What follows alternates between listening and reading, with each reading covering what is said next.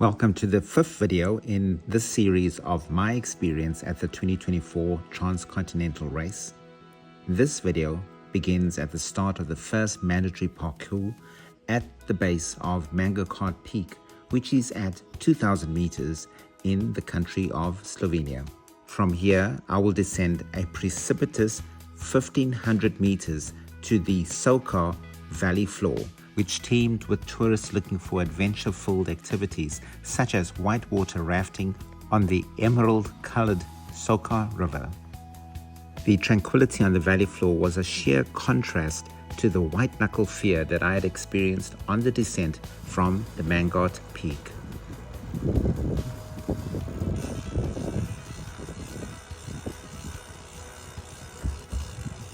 I briefly stopped at the town of Trenta to use the washroom at the Trenta Museum and went across the road to the local delicatessen to buy some ice cream as well as some of their local fruit produce. From the valley floor, it was another arduous climb with an elevation gain of about 1,000 meters in just 30 kilometers, with ramps of up to 22% in places. The heat was just incredible, and I was just absolutely grateful to be able to dunk my entire body with clothes and all into a mountain stream and be able to cool down and rest and refresh for the last section of the journey up to the checkpoint at the Erjavsiva Koka mountain hut, which was the checkpoint for this particular section of the parkour. Once I had checked in with the marshals and had my brevet card stamped, I went into the restaurant at the checkpoint to order a hearty meal. And for the first time in the race, I had the opportunity to chat with some of the other participants in the race. From the people that I spoke to, it was clear that getting to the checkpoints on time was their priority. And we didn't stay very long and immediately got onto our bicycles to continue with the race. At the checkpoint, I discovered that I had developed severe blisters to my feet from all the walking in the heat and walking up those steep inclines. I made a conscious decision that at the next town that had a sports shop that I would buy a pair of runners that would allow me to be able to walk up some of the inclines that I anticipated I would definitely encounter in the remainder of the journey. I bought these from a sports store in Kranjska Gora, which was a town at the end of the parkour in the Julian Alps. From Kranjska Gora, it was a relatively easy ride all the way down along the Sava River Valley to the city of Ljubljana, which is the capital of Slovenia. The old city of Ljubljana had the most amazing architecture and views of the castle on the hill. I stayed at one of the holiday inns just outside of the city center and had a really good rest before taking on the next leg of the journey.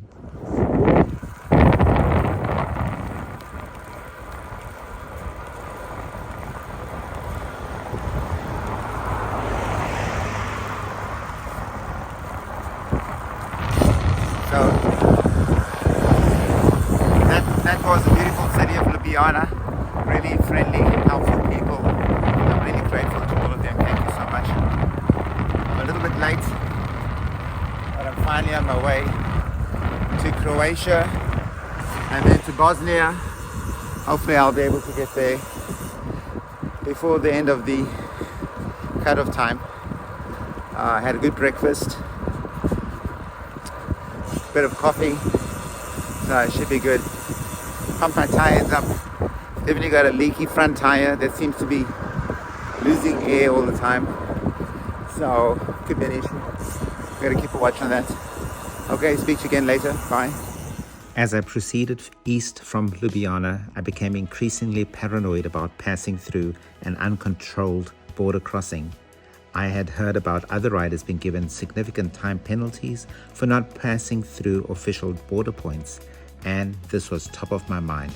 So at every opportunity I would check my map as well as stop to ask people how far I am from the Croatian border. This made me lose a little bit of time, but it gave me the reassurance that I was on track and I was not going to be penalized for passing through an uncontrolled border point. I'm just trying to find if there's a border post here that I need to register with. So I headed due east towards Croatia along the banks of the Sava River. From my route planning, I had anticipated that following this river would lead me all the way to the city of Zagreb, which was the capital of Croatia. Along the way, I thoroughly enjoyed the beautiful views of the lush vegetation lining the riverbanks and met the occasional cyclist along the way. What I found quite interesting was the number of young cyclists that I encountered on these cycle paths. Very often there were young couples, a male and a female, riding together on these cycle paths, fully kitted in their racing clothes. They seem to emulate their heroes, I assume, Tadej Pogačar and his partner, who I know are from Slovenia and who I understand also do race and train in Slovenia. Slovenia is just an incredibly beautiful place. It really looks like the Zealand of Europe. It's just rivers and mountains and so many bike paths and it's just beautiful. Really is a beautiful country. It's hard to know what to expect before you get here. It's not uncommon to have preconceived ideas about a country or place before you actually visit it. I did not expect Slovenia to be as well developed as it was. It had the most amazing infrastructure and it felt just as European as any of the other countries that I had ridden through. While it is possible to educate yourself prior to visiting a country, there's no substitute to actually visiting there yourself to appreciate what the country is all about. This for me was a truly enlightening experience.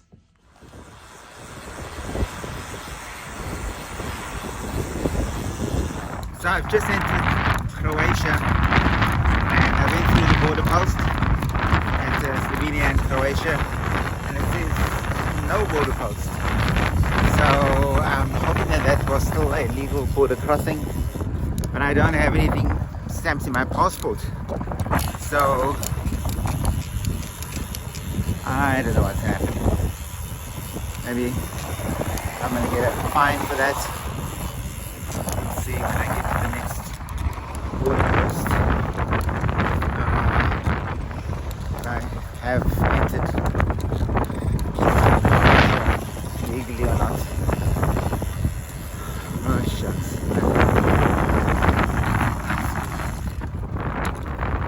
So anyway, I'm in Croatia, just outside of Zagreb. I'm gonna try and make up the time, as much time as possible. It's super hot today. I have to stop and drink some water again. Stop and buy some water again.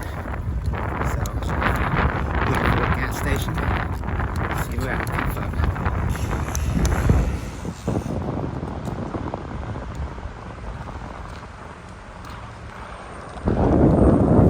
Zagreb is a big city, and it's taken a while to navigate across the city. Almost halfway across. There's an intersection, cycle paths. It takes a bit of patience, and it's easy to lose a lot of time.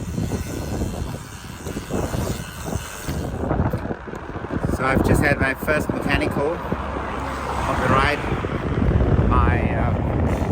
My front tire started to go flat on the second day of the ride, and it was a really slow little leak. There was a little patch of white sealant on the tire, so I knew that it probably was some kind of a puncture, but it wasn't too bad. And then this morning I went full air, but I noticed that as soon as I rode, lost a little bit of pressure but still held, and now of course we're coming up to night time. I thought it's probably safer just to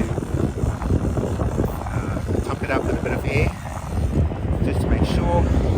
And then when I was hanging around the gas station, try not to leave too quick, just wanted to see if it's gonna hold, and it didn't hold.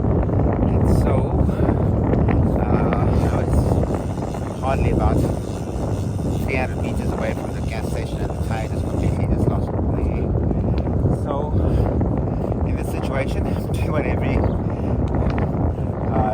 TCR rider is doing, is probably watching YouTube videos trying to figure out how to fix a mechanical. So I first to pick one as to how to plug a punctured tire, and got through to a nice little guy's video. I'll link it in the description. And yeah, so with his help I've managed to plug it, put a bit of air in, but I'm going back to the gas station to actually put some proper air in, because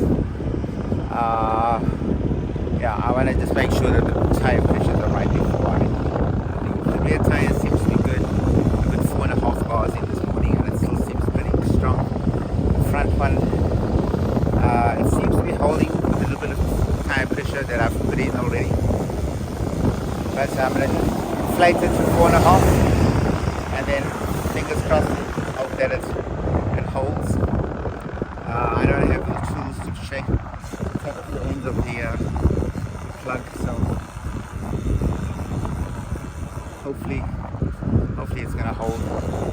I was thinking the whole day, should I go to a bike shop to go and get it done, but there was just nothing open, so I'm hoping that this is going to be sufficient.